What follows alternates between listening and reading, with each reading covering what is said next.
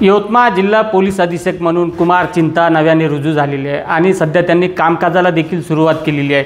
नेमकं त्यांच्या अजेंड्यावर काय काय असणार आहे, गुन्हेगारी प्रवृत्तींचा ते कशा पद्धतीने बंदोबस्त करणार आहे, त्यातच काही दिवसांवर गणेश उत्सव दुर्गोत्सव येऊन ठेपलेला आहे। त्यांचं नेमकं कसं प्लॅन आहे, ते कसं लोकांपर्यंत जाणार आहे, काय आवाहन करणार आपण जाणून घेणार आहोत। सर काय सांगाल तुम्ही, आता गणेश उत्सव दुर्गोत्सवाला काही दिवसावर येऊन ठेपलेला आहे, त्या अंगानं काय नियोजन आहे?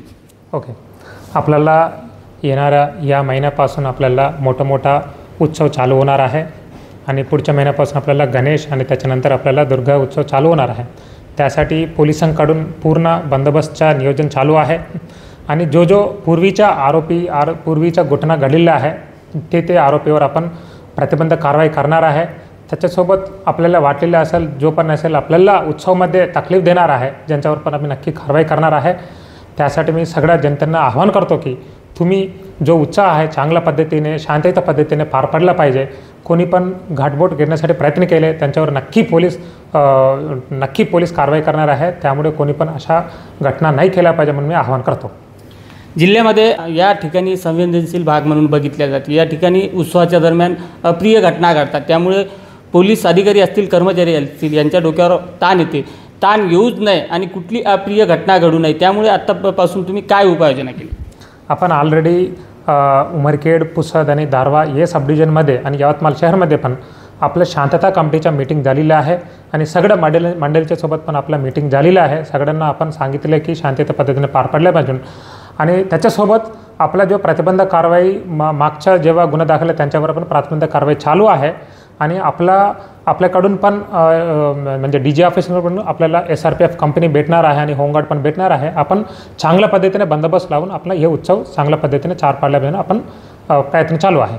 सर तुम्ही अल्पभूधारक शेतकऱ्यांच्या एक मुलगा आहात आणि अल्पभूधारक शेतकऱ्यांच्या घरातून तुम्ही येतात, आज तुम्ही या पदापर्यंत पोहोचलेले आहेत। तसं जर बघितलं तर यवतमाळ जिल्हा आत्महत्याग्रस्त जिल्हा म्हणून आहे, तुम्ही आत्महत्याग्रस्त जिल्ह्यामध्ये कर्तव्य बजावत आहेत।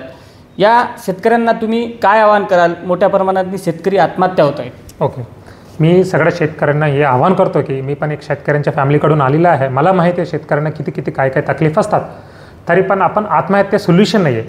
आपल्याला थोडा आपण फाईट करून आपल्याकडे जो मिळाला पाहिजे आपण आपल्या लाईफला पहिले म्हणजे जिवंत असून आपण जिना पाहिजे आणि आपलं जो मुली आहे त्यांना पण चांगल्या पद्धतीने आपण अभ्यास त्यांचा तुम्ही शिक्षण दिला पाहिजे। तुम्हाला जो पण शेतकरी असेल नाहीतरी तुमच्या मुली असेल तुम्हाला वाटलं की काय अडचण आहे तुम्ही स्वतः आमच्याकडे येऊ शकतात। मी माझ्याकडून पण स्वतः मी काय करू शकता तुम्हाला मदत करण्यासाठी मी नेहमी 24 तास तयार आहे। नक्कीच येणाऱ्या काळात मी सण उत्सवामध्ये ज्या पद्धतीनं कोणी कायदा हातात घेण्याचा प्रयत्न करेल आम्ही त्याला त्याच पद्धतीनं धडा शिकू असा इशारा देखील नवनिर्वाचित जिल्हा पोलीस अधीक्षक कुमार चित्ता यांनी दिला आहे। संजय राठोड, साम TV न्यूज, यवतमाळ। देश विदेशातील प्रत्येक घडामोडींचे लाईव्ह अपडेट मिळवण्यासाठी आता साम टीव्हीच्या सर्व सोशल मीडिया प्लॅटफॉर्मला लाईक, फॉलो आणि सबस्क्राईब करा। तसंच सर्व नोटिफिकेशनसाठी बेल आयकॉन प्रेस करायला विसरू नका।